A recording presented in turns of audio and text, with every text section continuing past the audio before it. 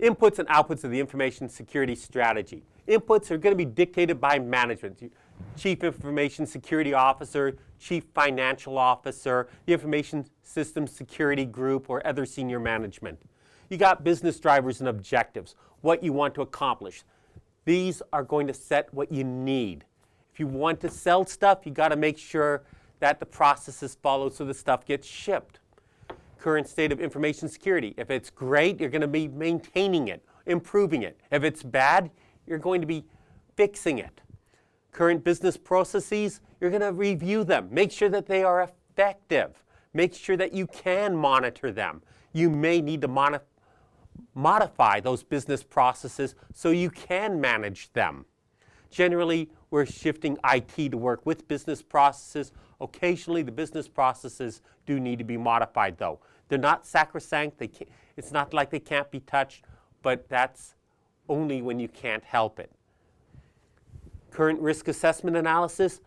Risk should be brought to a manageable level. Management is only going to take on new risk if their current risk is acceptable. We need to keep it low. We need to bring it to an acceptable level. If it's not acceptable, we bring it down to leave management feeling warm and fuzzy. Regulatory legal requirements must be met. After all, management doesn't want to go to jail. You want to have management paying attention to security, talk about personal liability and piercing the corporate veil. All of a sudden, they see their house going bye-bye and their new Lexus gone by. They're not getting a new Mercedes. They have to live with an old Toyota, just like the rest of us. Inventory and valuation of information assets. You protect assets based upon their value, and value is not always a tangible value. It can be based upon the value to someone else, how much liability you hold, how much goodwill is brought into you from it, and how long it takes you to implement security.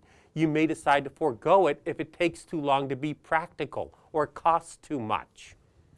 And output, what we want to achieve. Clearly defined goals and objectives. They should be met. Strategic alignment for the organization and security objectives. Our IT should be working with our business processes to manage them. It should be working together. Effective risk management brought down to an acceptable level. Make management happy they can pursue new things. A value delivery. You do not spend more on security than the value you receive. It must be cost effective. In the words of a former president, or maybe it was Dana Carvey, wouldn't be prudent to spend any more than you're going to get. Clear definition of success. Is it achieving its goals? If it's not achieving its goals, why are we doing it? Remember, security needs to be cost effective. And finally, you need guidelines for reporting. You need defined metrics, a way to monitor. And we can do this through continuous monitoring so that we know what's happening at all times and are never playing catch up later.